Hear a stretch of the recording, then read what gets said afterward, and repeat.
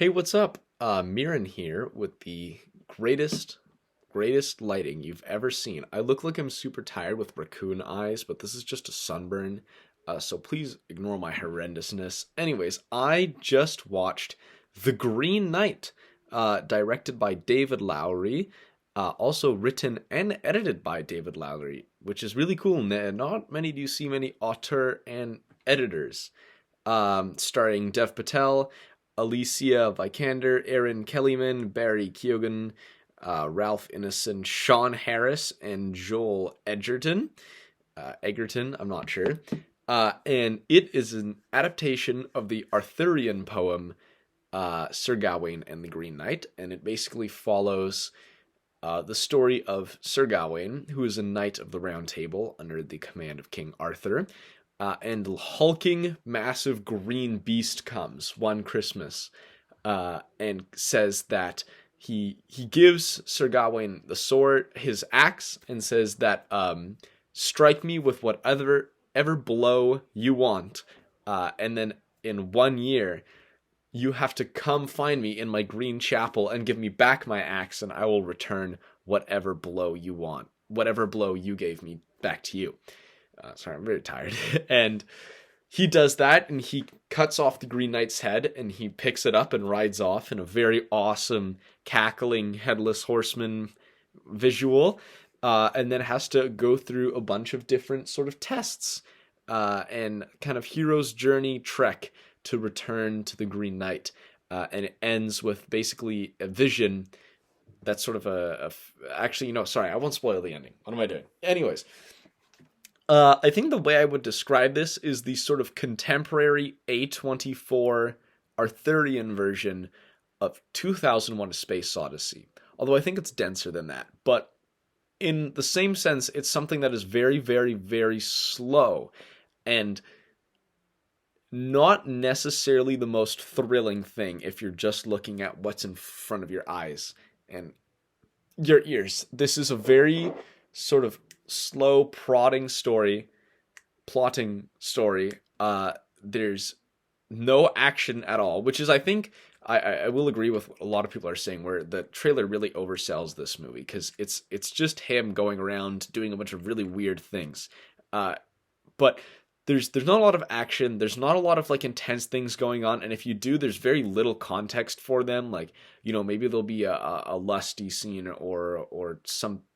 He's interacting with some weird spirit or on shrooms, but it's all very abstracted, and in this very, very sort of art house filmy tone.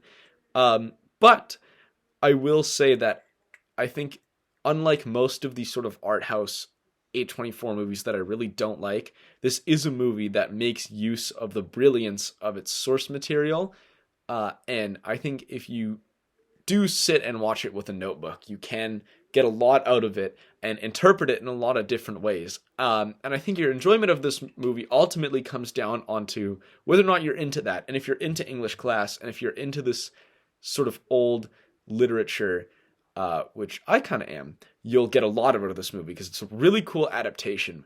And if you're not going to like it. And both of those perspectives are correct, of course.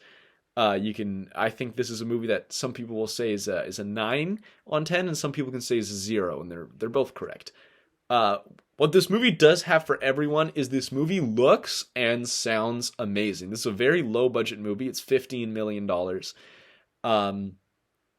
And after watching Old, which is also about $15 million, man, like, you don't need more than that much money to make a movie. I mean, you do, but like, this movie looks amazing. There's so many amazing creative shots that just pop and look like paintings, and like, there's so many times in this movie where I wanted to just pause it and either get a painting of it or a picture and put it on my wall, or just jump in because it looks so cool. And I think that's definitely strength. It sounds great too. There are a lot of great pieces of sound design. The score is weird. It's a lot of like old British chanting, but there are parts where it works really well and is really, really cool. And those two things are strengths. So at the very least, if you're not into the story, which I don't think a lot of people will be, because ultimately it is a little bit boring. And I will say that I was never really, really excited, and it's definitely something that I enjoyed more academically than with my heart. It is something that looks really cool, and overall, I'm excited this movie exists. There's kind of a little genre of these movies starting. It's something I'm feel like is just as cool as like the genre of John Wick clones happening, where we had Macbeth from 2015, we had The King come out, and now we have this, and they're all these kind of old English adaptations to the screen that are not super user friendly, I guess. So it's very cool. It is the most thrilling thing, and would I recommend it to most people? No, but there's definitely a lot here. I would say go watch other reviews of it. I'm absolutely exhausted right now, so I'm not getting out a lot, and I was a lot of what I want to say, and I was kind of tired watching this movie. Um, but there we go, The Green Knight. I would recommend. I'll give it a 7 out of 10. But I think this is really a movie that, if you care, you should go watch and form your own opinion. See ya.